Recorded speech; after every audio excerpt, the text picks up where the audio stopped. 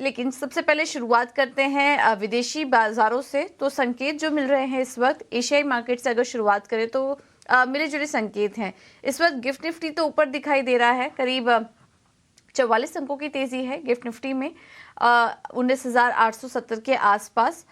Korea के बाजार भी हरे निशान में है, लेकिन दूसरी तरफ हांगकांग के बाजार, जापान और चीन के बाजार हल्की कमजोरी के साथ कारोबार कर रहे हैं। बहुत बड़ी गिरावट नहीं है, स्टेबल ही कारोबार यहां पर होता हुआ दिखाई दे रहा है। तो एक शांत शुरुआत है एशियाई मार्केट की, और ग्लोबल मार्केट से भी संकेत कुछ ऐसे ही नजर आ रहे हैं। दायरे में कारोबार हुआ सोमवार के दिन डाउ जोन्स में, और बाकी इंडाइसेस में भी हमने देखा कि मामूली गिरावट के साथ सभी इंडाइसेस क्लोज हुए हैं। कोई बड़ी खबर, कोई बड़ा ट्रिगर नहीं था, इस वजह से हमने ज़्यादा कुछ एक्शन तो नहीं देखा। लेकिन अब इस हफ्ते काफ़ी सारे ट्रिगर्स होंगे जिस पर कि बाजार की नज़र होगी। काफ़ी सारे इकोनॉमिक डेटा आएंगे। उसके पहले हमने देखा कि बॉन्ड यील्ड्स अब 4.3% पर आ चुके हैं। डॉलर में कमजोरी आई है, जिसके चलते एक सपोर्ट मिल रहा है इस वक्त दुनिया भर के बाजारों को।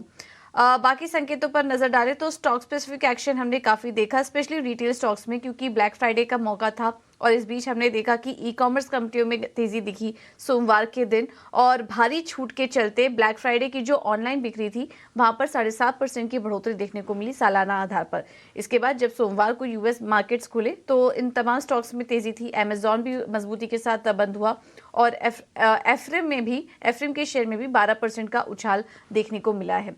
लेकिन इसके अलावा जैसा कि हमने बताया कि ये पूरा हफ्ता काफ़ी इंपॉर्टेंट होगा, क्योंकि काफ़ी सारे डेटा आएंगे। आज कंज्यूमर कॉन्फिडेंस के आंकड़ों पर नजर रहेगी। गुरुवार को पीसीई के आंकड़े आएंगे, जिसको कि फेड काफ़ी क्लोजली वॉच करता है। और इसी के साथ ही साथ इस पूरे हफ्ते फेड के अधिकारियों के भाषण पर भी नजर रहेगी।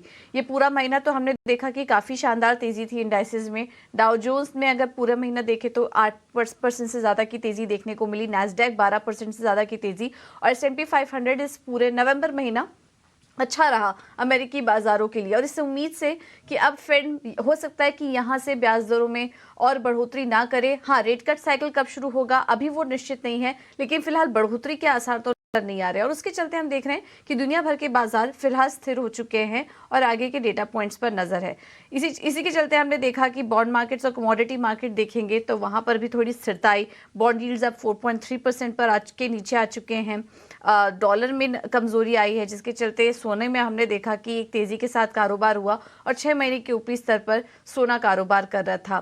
क्रूड के लिए भी यह हफ्ता काफी इंपॉर्टेंट होगा। ओपेक प्लस की बैठक जो टल चुकी थी 30 नवंबर को, वो बैठक होगी, और किस तरह का फैसला होता है उस पर हमारी नजर रहेगी। उसके पहले $81 के नीचे यहाँ पर कारोबार हो रहा है। फिलहाल ओपेक प्लस के देशों में सहमति बनना बाकी है।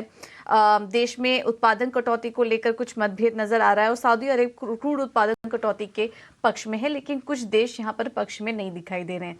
तो इसके चलते हम देख रहे हैं कि थोड़ी अनिश्चितता है। अब देखना होगा 30 नवंबर की बैठक में क्या कुछ निकल कर आता है। उसके पहले कच्चा तेल भी दायरे में कारोबार कर रहा है। तो फिलहाल संकेत ठीक ठाक ही हैं। आज भारतीय बाजारों के लिए भी बहुत ज्यादा पॉजिटिव या नेगेटिव साइड तो नहीं नजर आ रहा है। तो शांत